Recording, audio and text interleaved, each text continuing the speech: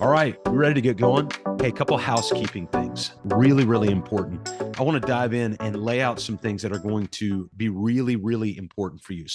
But first, I want to welcome you in. I want to welcome you to our masterclass. This is something that we do once a month, really just as a service, both to people that we serve and people that we don't serve. And so I want to start by saying this. I know this is the legal jargon, but we got to go through this. We are not legal financial advisors. The content on our platforms, the On Purpose group of the BOP Roadmap platforms, are for educational purposes only and merely cite our opinion. So in order to make the best legal and financial decisions that suit your own needs, please conduct your own research and seek the advice of a licensed financial advisor if necessary. Know that all investment and legal structures involve some form of risk, and there is no guarantee that you will be successful in making, saving, or investing money, nor in the de-risking, protection of legal or insurance protections.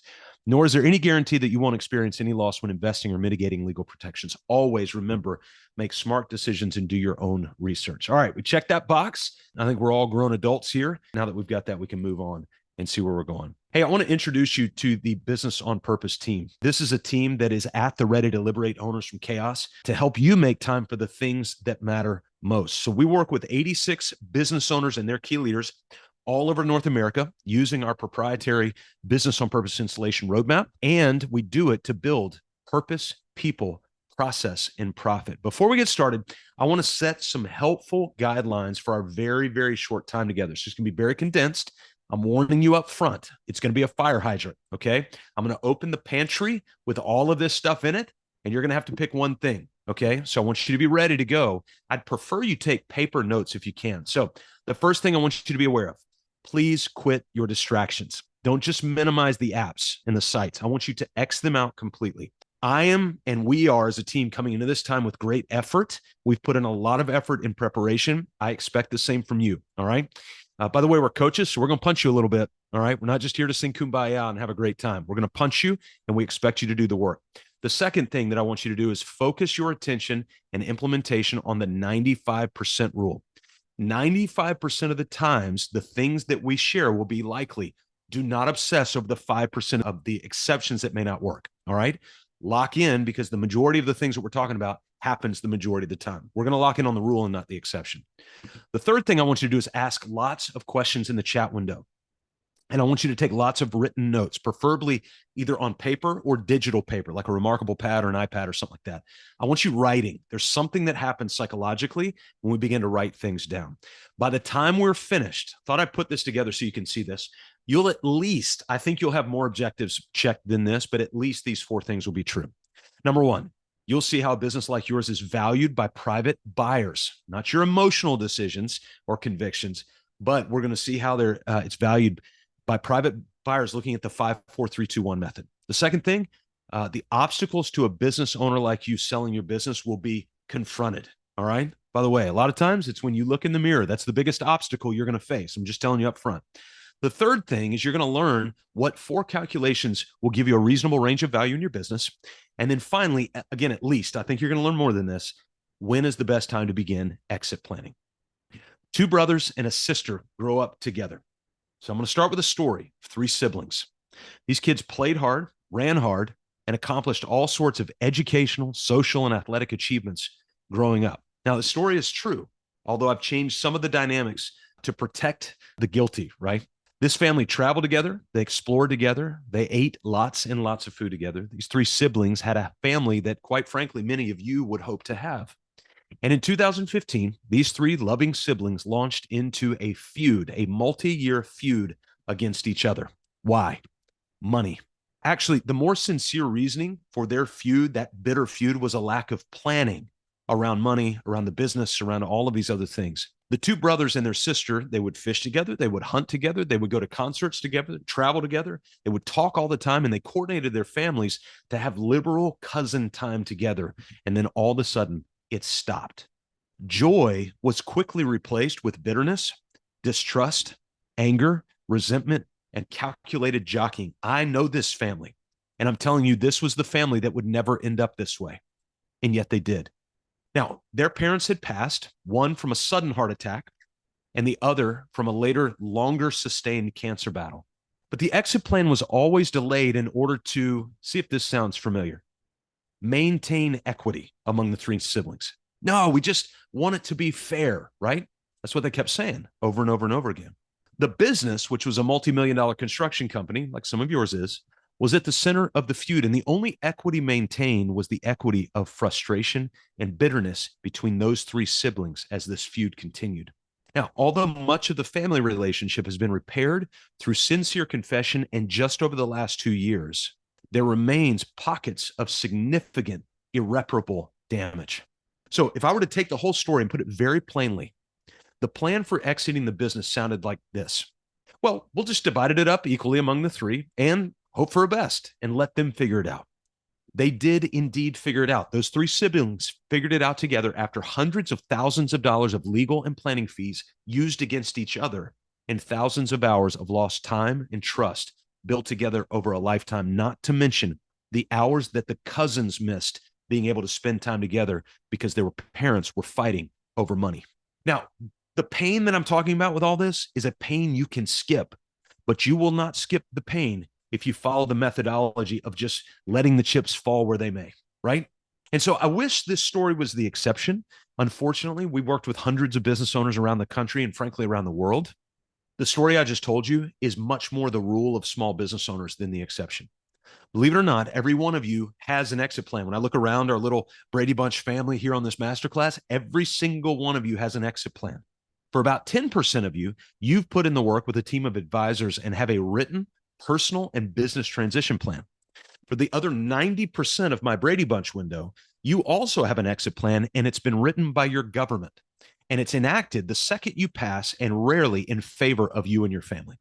So everybody on this call has an exit plan. The question is, did you write it or did your government write it for you? So you either start proactively planning or you allow others to plan for you and they will always favor themselves. Now, statistically, I want to share something with you. So this is the point where you really got to start writing some things down. 80% of your net worth, 80% of your net worth is locked away in your business. Imagine if I had advised you to take 80% of your net worth and buy one stock, pick one, Apple, Walmart, Amazon, whatever it might be. Take 80% of your net worth and buy one stock. You'd call me crazy. You'd fire me as your advisor, and I hope you would. We treat our business like we're going to live forever, knowing that all of us will succumb to one of the 5 Ds: death, disability, divorce, disagreement, or distress. Now, I'm not trying to play insurance salesman here. I've got nothing to sell you right now. I just got a call 2 days ago from a dear, dear mentor of mine who came back from vacation, had pain in his stomach, and 1 day later found out he's got a full diagnosis of stage 4 cancer. Now, he's in his 70s, so you could look at that and go, well, he lived a long life.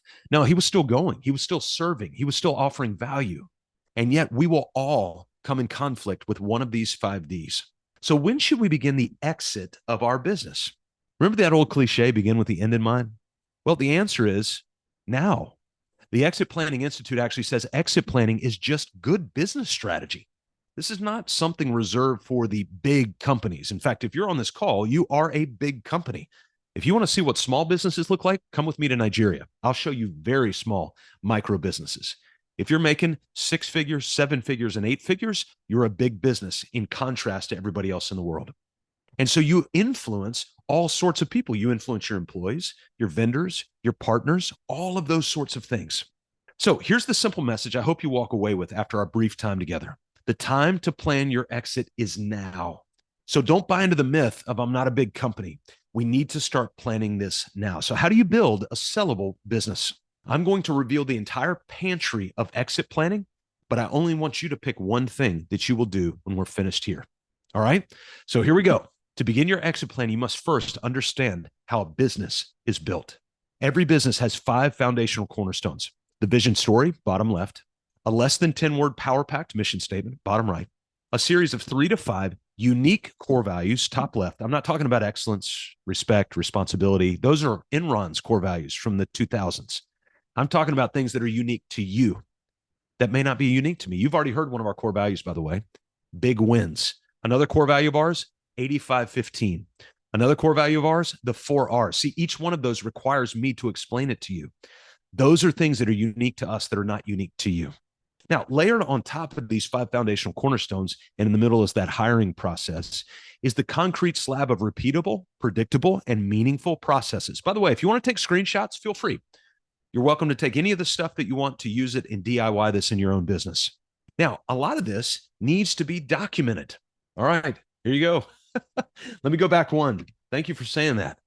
So these five foundational cornerstones, Sage: vision, mission, unique core values, team meetings, and hiring process. Now, the second element of this is the concrete slab that I just mentioned of repeatable, predictable, meaningful processes. All of these, to some extent, should be out of your head and documented either on a physical sheet of paper, a video, or a digital sheet of paper. Now, some of you are like, Scott, can't we just get to the calculations? Listen, you don't want to see what your number will calculate at if you don't have this built. Finally, every business is built with four major walls or systems in this order.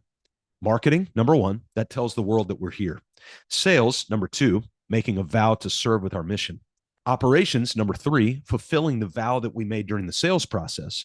And administration, maintaining the house and paying the bills, changing the diapers, doing all that stuff that it takes to run a household. Now, if these systems, these processes, these foundational cornerstones are still in your head, they're not documented or recorded, then before we get into any calculations, you must start here and get all of these things down. Now, the Business on Purpose installation roadmap is a step one for everyone we work with in building the foundation of a healthy and sellable business. Now, if somebody will remind me, I intentionally don't speak this right away, but if somebody will remind me later on, I will give you a digital copy of this to where you can go click on every one of those dots, and it'll give you a 2 to 3 minute overview of what each of those are. I'm not going to do it now because I don't want you to be distracted. But each one of these, if you want to DIY this in your own business to create a sellable business, you can use this as a roadmap in order to get there.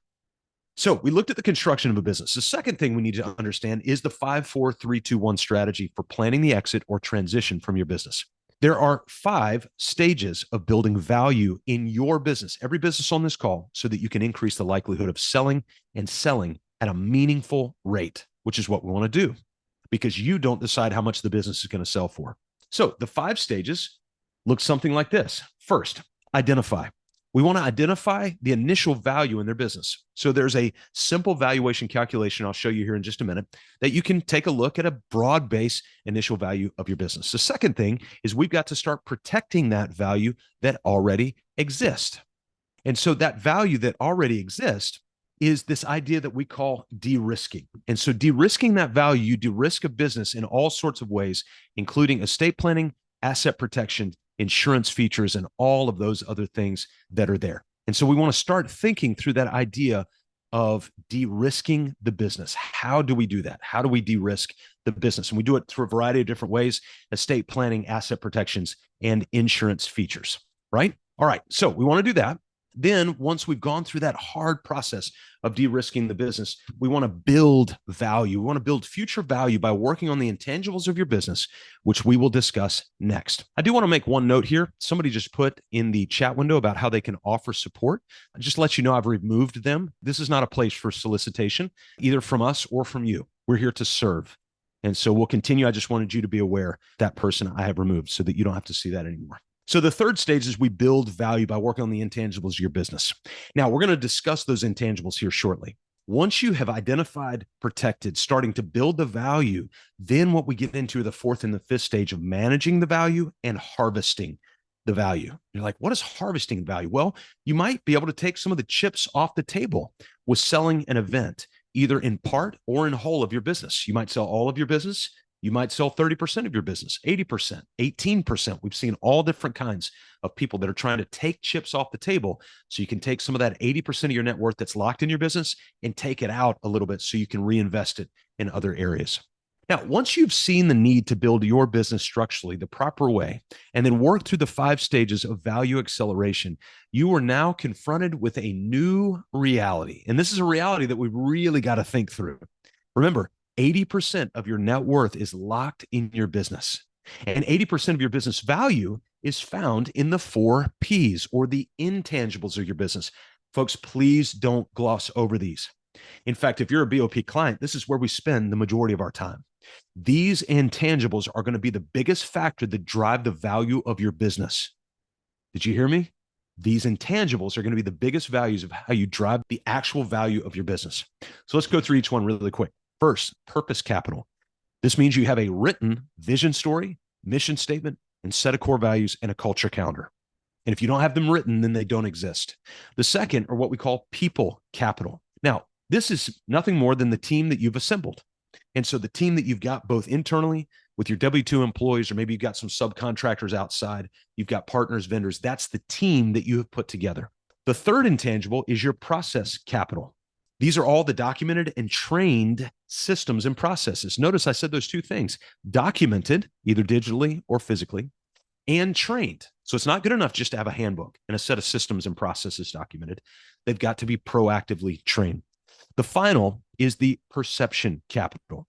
It's your documented culture and brand presence. A lot of us emotionally want to sell on that, and that's usually the thing we can sell on the least. It's the other three that we need to focus on before we get to the perception. And I would even argue that the other three drive the perception.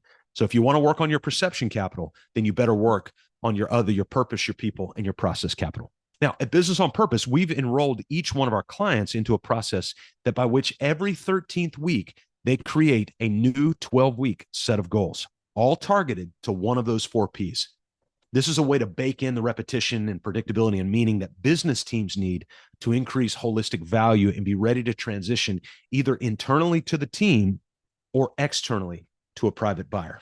Now, as you're following the process of building value into your business in anticipation for near-term or long-term sellability or exit, you will be well prepared to begin memorizing a truth that we repeat over and over and over again. I know some of you know this: life and business necessarily intersect. I know Chris Click's like, oh my gosh, I've heard that 6,000 times. Life and business necessarily intersect. The reason it's hard to disconnect from your business is because your business is a huge part of your life, and your life is a huge part of your business. We must not constantly feel guilt over failing to have a work-life balance. You may want to write this down too. And instead, we need to go on hunt for a rhythm of work and life. I think the idea of a work-life balance is a misnomer, but I definitely think the idea of a rhythm of life and work is definitely something that we can focus on. So to help, going back to our 5, 4, 3, 2, 1, now we're at the 3, we're going to focus on the 3 legs of the stool. This idea to constantly maintain a healthy rhythm of being present at home both now and later, while also giving great effort in the business now and later.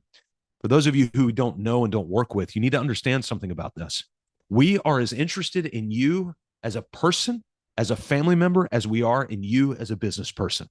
So we take these 3 legs of the stool in stride as we're walking through and helping to build this business: personal, financial, and business. If you are making decisions that neglect one of those 3 legs, then your stool will fall down. And if you want to create a sellable business, you can't have a stool that's falling down. Nobody wants to buy that, right? And so we've got to do that. So everything you do in your planning for the sellability of your business ought to follow those 3 legs of the stool. You ought to ask each one of those legs every single time you make a decision. How does this impact me personally, financially, and from a business standpoint? So in determining the range of value, that's a key phrase, by the way. Now we're getting into some of the valuation. In determining the range of value that your business might retrieve in a private sale, then what we've got to look at, there are 4 metrics we evaluate, 3 of which are direct scores based on the 3 legs of the stool. So here's typically how we value your business and how it could be determined by buyers on the outside. All right, you ready to dive in? It's going to be really, really important to be able to look at this.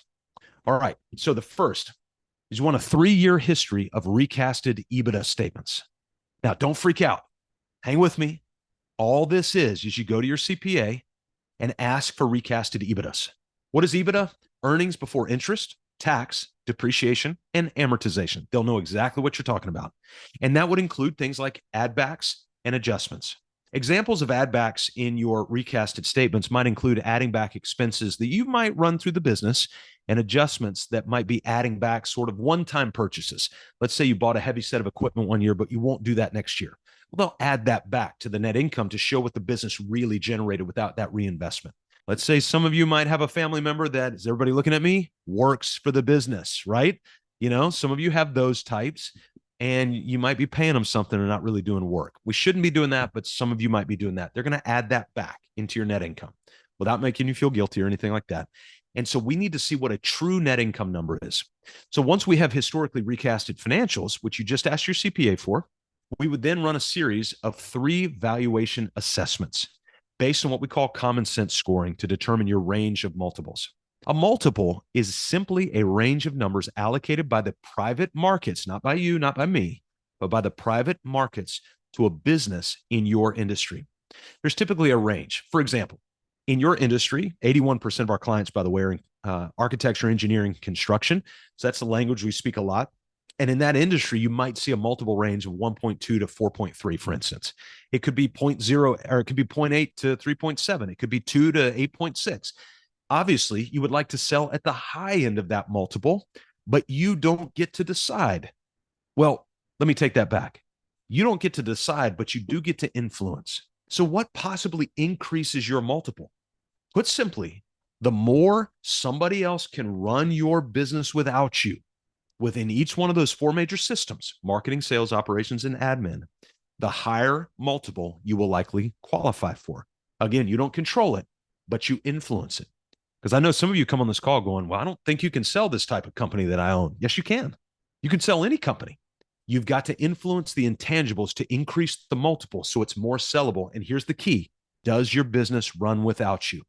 Or another question is, how long could your business run without you? A good business valuation will run a series of 3 scores to help with the numbers. The first, a personal readiness score. I want you to listen to this. 75% of owners get cold feet and pull out of a sale. Do you know that about 75 to 80% of the businesses that go up for sale on the market don't sell? Why? It's because you as the owner get cold feet because you don't know what you're going to do afterwards. So I want you to think about that. 3 out of 4 businesses that go up for sale don't sell because the owner got cold feet. The second score is a business readiness score to assess the readiness of the business to run without you. And the third is a business attractiveness score. So there's 2 different scopes that we look through that. These score gives you insight into a targeted multiple within your industry that we can then use to multiply by your recasted financials, or that EBITDA that we talked about. In its most simple calculation, we'll pull it up right here. Valuations can be determined this way. Recasted EBITDA, that's nothing more than going to your CPA and asking for recasted financials. That's it. Recasted EBITDA times the multiple that you have in your industry based on those scores. There's your targeted sales price. So for instance, if you had a recasted EBITDA of $100,000 and you, based on common sense scoring, qualified for a multiple of 3, then your business is worth roughly $300,000. Now, I know some of you are running numbers in your heads. That's okay, but I want you to hang with me. You can always do the calculation a little bit later. Again, as in the real estate market, your business is worth whatever a buyer will pay, not what you decide for it to be worth. Either internal buyers, that could be your employees, that could be executive team members within your company. Some of you are thinking, Scott, it's just me, or it's just me and one other person. There is still value in your business. You have huge influence on the number based on your preparation with the 4 Ps and the 3 legs that I mentioned earlier. So far, we've reviewed the 5 stages of value acceleration. The 4 Ps, building the intangibles of the business, where 80% of your value is found, all filtered through the 3 legs of the stool: personal, business, and financial. In our 5, 4, 3, 2, 1 structure, the 2 rails that we must consider every decision through are the personal rail on one side and the business rail on the others. Now, this sort of comes together with that 3 legs of the stool. Those 2 should never cross and yet will always complement. But what they should never do is veer away from each other. Too many of us have veered our business away from our life, and it's cost us both. Life and business necessarily intersect. Ironically, they should never cross, but they should always be complementary. So 5, 4, 3, 2, 1, that's the 2. What's the 1? The one thing we're trying to build is value. That's what we're trying to do. Your business is an asset, just like your service is an asset. Your business is an asset, just like your product is an asset. We want to build value in your product. We want to build value in your service. Why wouldn't we build value in your business and make it worth more? Every decision we make should increase the value of our life and the value of our business and the value of the lives that we influence. Too many times we're running our business like a hobby instead of using the asset of our business to build value for everybody. I see a dear architect on here, my friend Bob.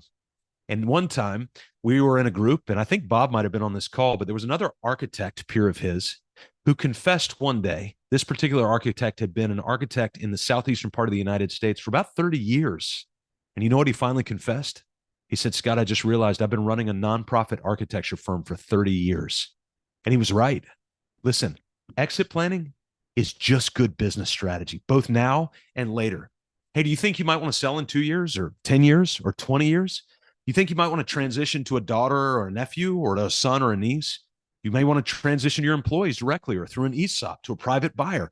Every person on this call should be thinking about it and thinking about it right now, not because of doom and gloom. I'm not talking about getting cancer, dying early, any of that stuff, but because when you build value in your business by making time to work on your business, you're leaving a legacy that people want to be a part of instead of transitioning a burden that will perpetuate your bitterness and chaos. Can I say that again without you getting upset?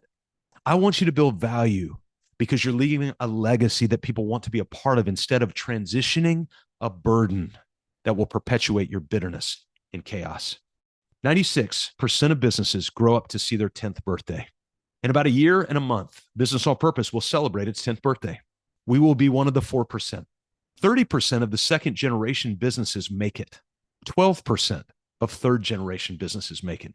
The cards are stacked against you, but you can make a stake in the ground. You can break the chain of chaos and build a business that matters for generations who are ready to carry on your legacy.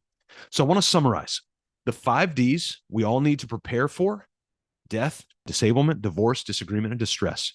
There are 4 systems of every business to be documented and trained: marketing, sales, ops, and admin.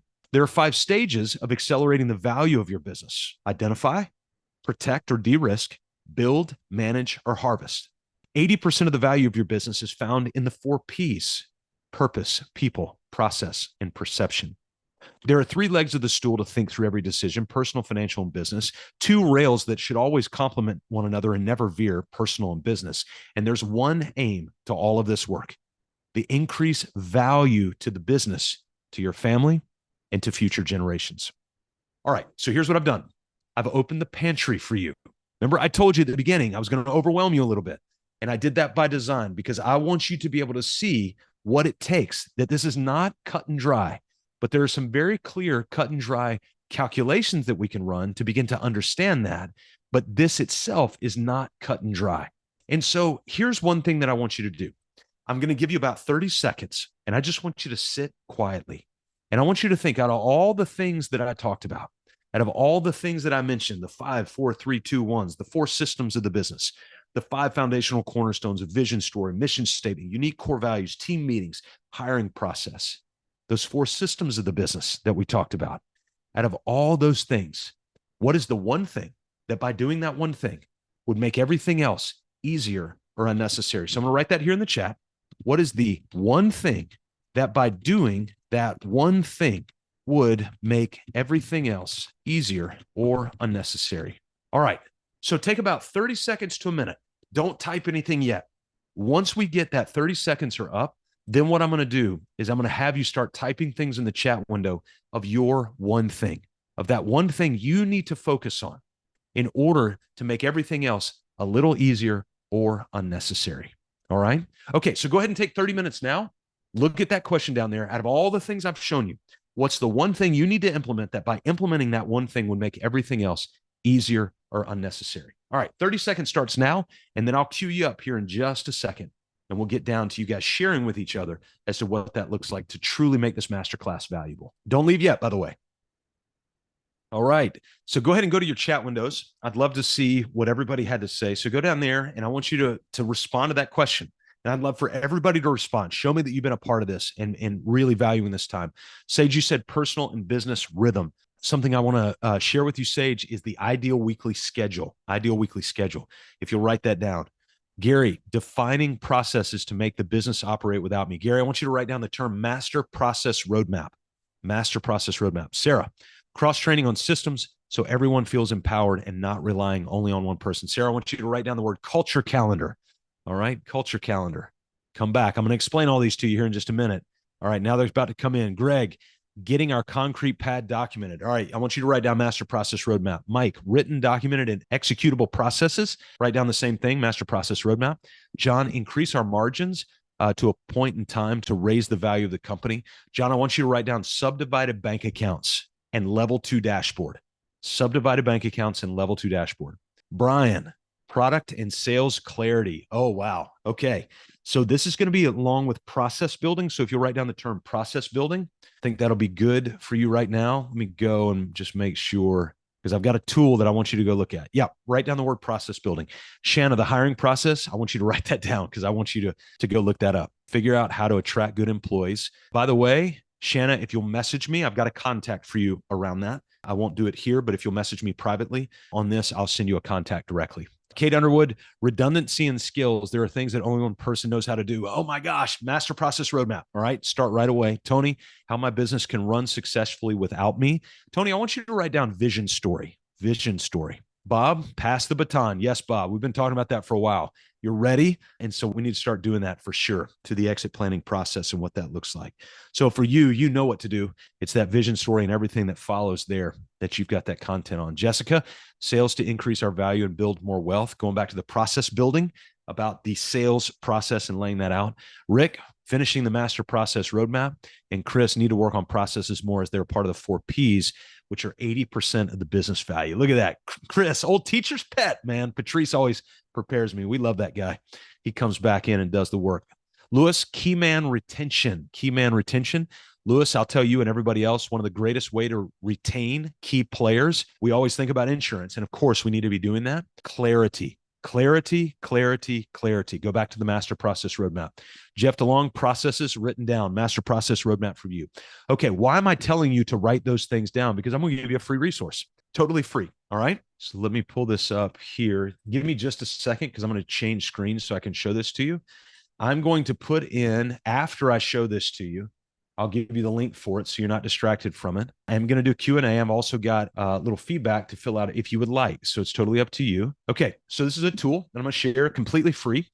And I'm going to put it in the chat window right now. And it's called the BOP Installation Roadmap. You can see the link there. You can either type that in or I'm going to send you a more direct link. So you've got that right there. All right. This is the coolest thing. Remember, I told you to write down. So whatever I told you to write down, I want you to find it on here. And let's say that I told Bob to write down the word vision story. So Bob comes over here and clicks on this icon that says vision story. And watch what happens when Bob clicks on that icon. One of our coaches has done a great job. Click on vision story, putting a 2 to 3 minute video together with just a simple overview of what that looks like. All right. And so it's a huge value add to you, just to give you some context around what we're talking about. Hey, Thomas Joyner here with. All right. So that's Thomas. That's actually our director of coaching, Thomas Joyner, who does that. And so if you'll take that one thing I asked you to write down, cross-reference it with the installation roadmap, it'll give you 2 to 3 minutes of encouragement to give you some context so that you can begin to work on that. The other thing that I want you to do is I want you to take another piece of action right now. All right. It's going to take 30 seconds. At risk of you doing this, for any of you who have a digital calendar, which is probably most of you, please don't look at your email when I ask you to do this. All right. Keep all that off. Don't look at your email. Don't look at your phone. I want you to open your calendar. So go ahead. Open your calendar up. I'm going to do it with you. I'm going to open mine. All right. You got your calendar open.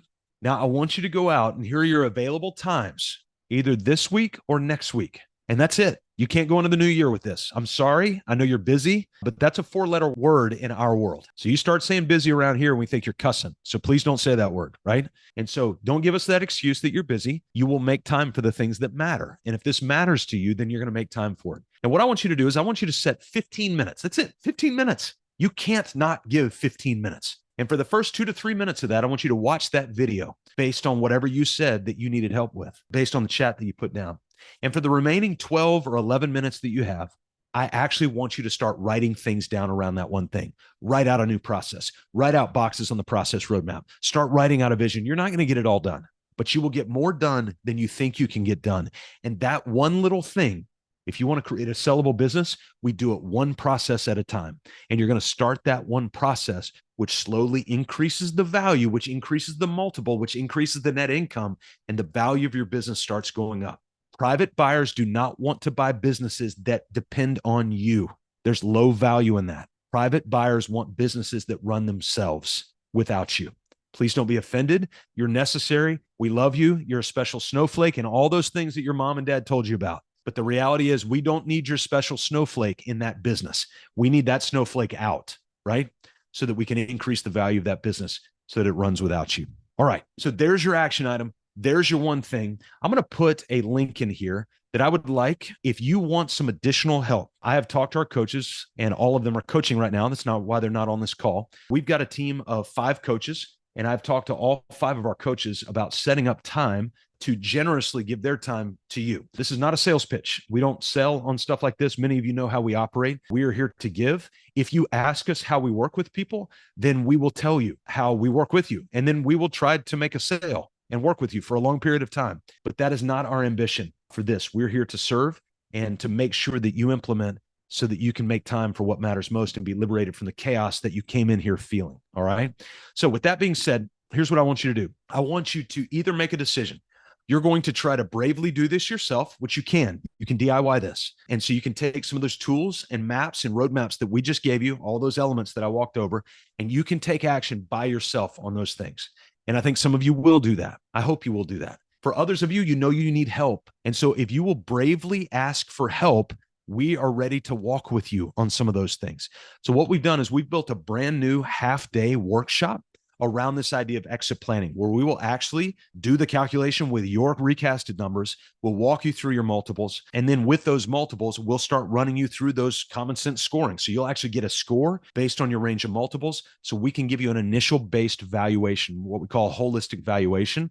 And then we can start the process of helping you go through those fundamental elements of the business to raise the value of your business, and then help you think through what's your timeline of exit, whether it's a year, 10 years, 40 years, we don't care. You need to start now, because remember, exit planning is really, really good business strategy. So with that, here's what I'm going to do. Go into the chat window. And if you want help walking through this, for those of you we work with, reach out to your coach, right? And starting in around February, we're going to start arming our coaches with these scoring tools so that they've got that. Reach out to work with you on it. But for those of you who we don't work with, if you'll go here, if you look in your chat window right now, go there. I want you to click on that. And all you got to do is fill out your name, your business name, phone number, email, and the biggest question you had from the masterclass. And then one of our coaches is going to reach out to you directly, and they are going to sell you. I'm teasing, they're not. They're going to take your email so that they can sell it. And I'm teasing, they're not going to do that either, right? We're not here for used car sales. We're here to help you and to liberate you from chaos. What they're going to do is reach out to you, set up a 30-minute Zoom call, and you're going to deep dive on the question that you put on that thing. And they're going to coach their brains off for 30 minutes. And then if you want to know how we work with you, then they'll tell you. And if we don't, if you don't have that question, then we'll just move on. All good.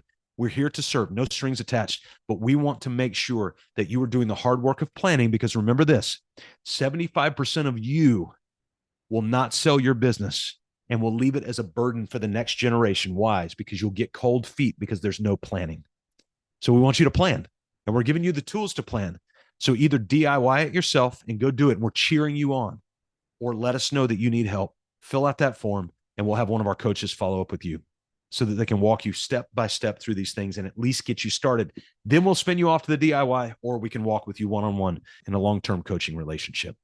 All right, gang. So that link is there. I'll refer back to it here in just a minute, but I want to do some Q&A. So if you will, I want to give you 30 seconds to a minute. It's going to be quiet for just a second. Rather than everybody opening up their microphones, just go into your chat window and type whatever questions you have. All right. So go there now. I know you've got some questions. This could be about anything that I covered. It can be about anything related to transition, exit, selling. It could be other things about market, private equity, any of that. I want you to put it in there. I may not know the answer to everything, but we will at least attempt to get you what you need. If you need to directly message me because you don't feel comfortable sending it to everybody, then just go down. I don't think my name's on here. I think it's to Business on Purpose or something like that is what you would select in the to line, and just send me a message directly is fine as well to do that. So I'm gonna give you about 30 seconds or a minute. Go ahead and type down any questions you've got. We're gonna hang on and do some Q&A, and then we'll let you go get to work, finding that time slot that you set so that you can spend that first 15 minutes working on your business instead of the chaos of working in your business. All right, go ahead and type away your questions, and I'll give us just a few minutes to think through those. And again, these could be questions about anything as related to market, ESOP, methods of selling, what different types of sales, majority sales, minority sales. What about my industry? A lot of people sell in my industry. Is mine an industry that would be a sellable industry? Like, ask any of those questions. You've got a certified exit and planning advisor sitting right in front of you. So go ahead and fire away with whatever you got. Bob, great to see you, man. Thanks for being here. Hey, by the way, I again want to apologize for the person that was on and solicited. We do not tolerate that or allow that. We're not here selling. We're here serving. So thank you for being patient with me on that. All right. Any questions? Go ahead and fire those away. Arnie, great question. You said, do you sell products other than business coaching? We sold golf balls out of my house one time. My kids collected them. And my son is a welder and he sells welding services and all that. Yeah, great question. So we do have some courses and things like that, but our primary mode is one-on-one coaching. And then we offer workshops, Arnie. So workshops around transition planning and valuation, and then also workshops where we'll take elements of our installation roadmap and do a half-day intensive for those, where one of our coaches will do that. Let me know if that answers your question. Shanna, how do I start to advertise at my business for sale? Great question. Hey, Shanna, do you mind putting in there? Actually, why don't you come off mute real quick? I'll get some context around you for that. It'd be great. All right, Arnie, thank you. Yeah, let us know if you need any help or insights on that. I think if you go to our website, mybusinessonpurpose.com/workshops, you'll see some of the workshops that we offer there. But our primary bread and butter, 95% of what we do is one-on-one coaching long-term. Okay, Shanna, have you come off mute? All right, I'm going to give Shanna, actually, I'm going to click ask to unmute Shanna and see. There we go. I think we got you, right? Maybe not. All right, Shanna, I don't think we can hear you. So I'm going to do my best and just chime in if you feel like you come on. How do I start to advertise my business for sale? My answer, as is a lot of things, it depends. And so there's a couple of ways. Sometimes if you have a really small business in a really small industry, it's actually easier just to go to a competitor nearby, or maybe in another market if it's a multi-location market, and you can begin to have those conversations. So we have people, I'm not going to tell you what industry because we talk about this client quite a bit, but it's a multi-location client that can spread out in different parts. And so what she does is she actually travels around to other businesses like her and just knocks on doors to other businesses just like her and asks if they're interested in selling. So Shanna, for you, the reverse could be true as well, to where you start knocking on doors of competitors. And instead of just outright, hey, I'm interested in selling, you find a subtle way, maybe with an NDA, really, really important, to be able to begin to have that conversation. You could even ask things like, hey, are you looking to scale this business? And so you sort of become your own. Now, the formal way is you list your business, and you do that a few ways. Number one, a business broker. That's the most basic way for small businesses, is to list with a business broker. The second are investment bankers. Those are usually really, really, really big businesses. So most of you wouldn't qualify for that. And then the third way are M&A advisors and M&A brokers, or merger and acquisition brokers. So there's usually 3 channels by which to get your business out on the open market in a way that can sell. So Shanna, let me know by chat there if that answered your question. It's a really good question. All right. Jessica said, for business like ours, commercial GC, they're out of Texas, by the way. We don't have contracted residual income. We have repeatable clients, but nothing we can plan on without new build clients. So how does that impact our valuations? Any suggestions on how to prepare for an exit with current business model? So many of you are going to be construction, have the same issue. It's the issue of, quote, starting from scratch every month. So Jessica, I want you to put yourself in the really tough shoes of a real estate agent. You talk about a person who starts from scratch every month, right? So can you sell a real estate company? 100% you can. The moment sales start happening without the owner is the moment you can begin to put it on the market and sell it. So you need to start thinking, what is the sales machine that generates repetitive business? It's not that the client themselves is repetitive. It's that the machine of generating new clients is repetitive. Every business can have a repeatable element. I know a lot of you look at business. As a dear friend of mine runs a credit card processing company. In fact, those of you who are clients of ours, you actually use his service without even knowing it. And we always call him the smartest guy in the room, because credit card processing is sticky. You don't leave it. It's repetitive. It's every single month. It's every swipe. It's like we tell Jeff all the time, man, you just made money sneezing, man. And he laughs and we laugh. And then we all like sober up and go, oh my gosh, but it's the truth, right? So he's a highly recurring revenue business that's highly sticky. Yours is not. So what you do is you go to work to make it repetitive by creating a machine of a team to put that on repeat. Jessica, is that clear? So that's how you start preparing for an exit, is you go through those 4 systems: marketing, sales, ops, admin, and you ask yourself, who's the single point of accountability that runs that? And it cannot be me. And if you've got another name that's running that, that's not you, and you are fundamentally out of the day-to-day, that's where you know you've started to put the business on repeat. Now, the system side of that is a whole nother thing, because you got the people, but they have to have the repetitive systems too. And those systems, remember what systems do though? They drive your value. So it's good to build those even if you don't like them, because they drive value. Really good. All right, Beth, you asked, when selling an S Corp service business, are the retained earnings that remain in the company sold with the company, or do we keep them? So I'm going to go back with my depends answer. And here's what it depends on. And this is a huge word to write down. Terms, terms, terms. No sale is alike, in the same way that no baby is alike. Yes, structurally they're alike. They follow trends, but the reality is whatever terms you set up are the terms of the sale. So one of the things we learned going through exit planning training is there's a lot of things that feel like they're gospel truths in this world, but the reality is you sell it the way you want to sell it. If I was selling a car and you came over and you bought the car, but I had all sorts of terms on that car, well, then you still decide if you want to buy it or not. Beth, what you have to think through is what makes the company more attractive, right? Now, a lot of businesses are going to save it with the retained earnings, but that's why we run recasted financials and all those sorts of things. So it's another way to drive up the value. If you say, hey, by the way, this comes with 100 grand of retained earnings and they've got a launching pad, you may get a higher multiple. And you start to ask, wait, do I get a 3 times X multiple on that 100? I'll take that and leave the earnings. And so it's all about the terms that are in there. All right. Great question. All right. Had another one, direct message. So I won't say who this is, but I've been working on my exit plan and have employees who are interested in buying my business. Congratulations, by the way. That's tough emotionally to get there. So great job for getting there. Interested in buying my business, but I do not have the money. I would be interested in financing the purchase to them through a promissory note, which helps me with taxation, but I'm nervous about their ability to repay me if they don't keep the business profitable. Any suggestions to ensure we meet all of our goals? Yeah, great question. So a couple of things. If you don't mind direct messaging me back, can you tell me what industry and about your revenue, your total revenue would be great. And then I can kind of do the math in my head of what that looks like. So there's a couple of things that we think about when we're selling to a team. There's different ways we can sell to a team. Number one, now this particular person may want to actually take chips off the table, may actually want the money out of the business so that they can begin to reinvest in other ways, but is concerned about their ability to repay me. And it is a serious concern. You need to have that concern. And so there are things that can be done to put those things in place. One is you can require an upfront payment. Again, it always goes back to terms. And so you can start pulling levers on your terms. So you can look at things like upfront payments. And what am I going to do around upfront payments? And you can push some of your employees to go get a loan to pay you off right now, right? That's an option. Another is if you want to finance the whole thing out, then what you begin to do is you put verbiage in place that if the business falls below X, you have an optional buyback at a predetermined price that you can come back in and quote, save the business. So again, you think through all of these fail safes and start writing them into the buy sell. So once you've got that buy sell agreement, then you've got these different levers in place and those levers can be pulled. So anytime, I want you to think about trapeze artist.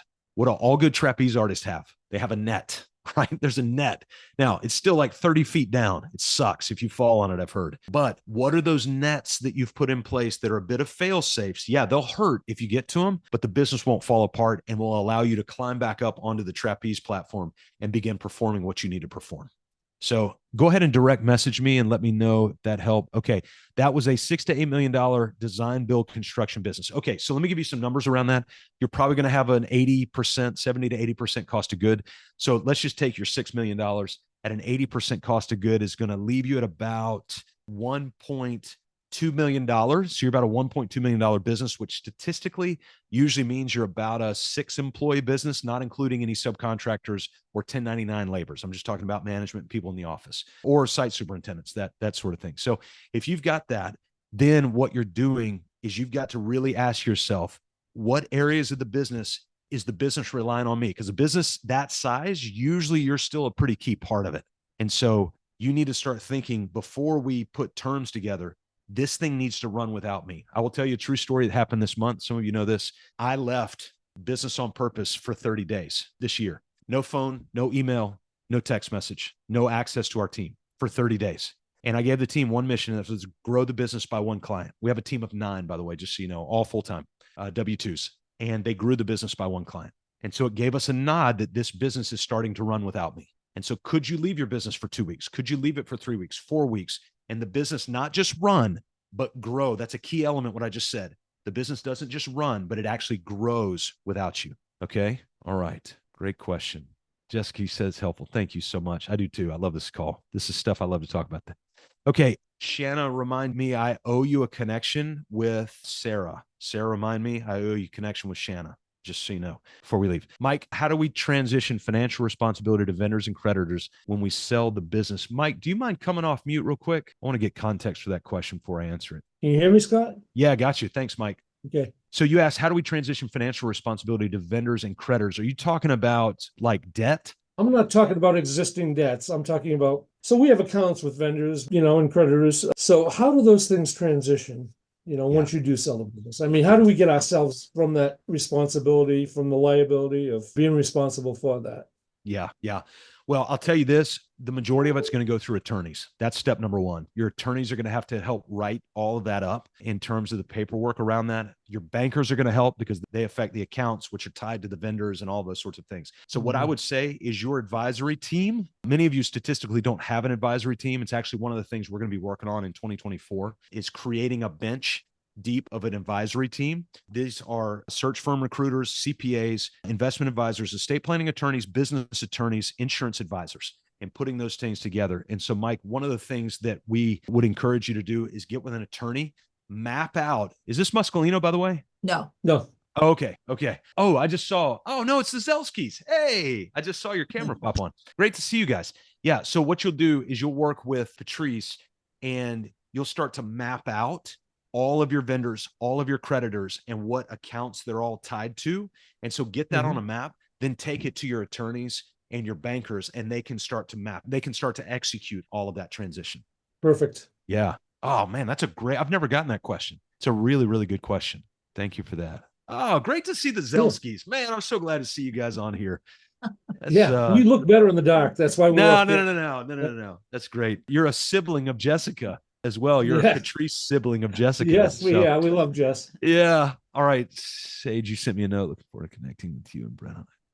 Great. That's awesome. Thank you for that, Gary. Yeah, no, absolutely. Merry Christmas to you as well. All right, everybody. Well, you saw that link on there. If we have no other questions, I'm going to repost this link. If you need a one-on-one call, no strings attached, make sure you go on here and we'll help you deep dive into some of these and start the early work of going, hey, here's kind of, what you need. And here's some basic scores of what we look like that I think will be really, really good. So I'll give it 30 more seconds. Anybody have any other questions before we jump? And then we'll take off. And by the way, just come off mute now. Most of the questions are out of the way, so you guys won't be each other.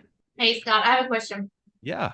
So when we get to the point where we're ready to sell, we've done all the other steps, where can our coach, BOP, where can you guys in alignment with us before we actually sell? I mean, I know there's the course and stuff like that, but I'm thinking about selling one of my business. Actually, my coaching call was about that this morning. And I even told Patrice, I was like, can I get like a checklist or like a process for this? I don't really know where to start. Yeah, starting February and March, she will have the algorithm to walk through. Okay. We're finalizing that algorithm in January. We've got a beta test. It's all the people I've been working with because they've been here 7-8 years. So they're at this stage. And so we're going to beta test all of them to run through that. And then they'll begin to walk you through. So we'll do a baseline holistic valuation along with those 3 scores. So you'll have that as a foundation. All of that will then expose what you need to start working with, which will run you back to the installation roadmap. We'll just start moving that and you'll leverage your 12-week goals to implement those things there. Okay. So you think by March? I think by March. So hang on till March. Yeah, I think we could get earlier than that, honestly, but give me January and then by February, I think February you should be able to for sure. Okay. That's awesome. This was great, Scott. Thank you for taking the time. Absolutely. All right. Any other questions? Shanna, I'm sending you a message right now. If you can send me your email, I'm going to connect you with Sarah, or you guys can connect with each other, but just send it to me and I'll get it to Sarah. So she's got that as well. Okay. Greg, Mike, that's good. Jeff, thank you. Tony, thanks. Chris, always great to see you. Sage, thank you. Gary. All right. I think we got to everybody. That sounds awesome. And Shanna, if you get a chance, just shoot your email right there and I'll get that to Sarah as well. There it is. All right. Sarah, I'm sending this to you. If you can just copy and paste this really quick before I hit end. So you've got that. Hang tight. And here it comes. All right. Shanna, Sarah will reach out to you about that question that you had earlier. And I think that'll be super helpful for you. Okay. All right, everybody. Hey, Merry Christmas. Happy Hanukkah to those of you be celebrating all sorts of different holidays here in the next couple of weeks. I really do hope that you will not say the B word and that you'll take time to breathe. All right. It's another B word. I just realized. So take time to breathe. Chaos will be waiting for you on January 2nd. So you can come back and start punching in the mouth once you get back. All right. So you don't have to do it this. Lewis, we have recorded this. So we'll try to have that recording in play. I don't know that the replay goes out, but we will have the recording of it. So thank you for asking that. All right, everybody. Hey, you guys have a great holiday. And thanks again for all of your time. Take care, everybody. Thank you.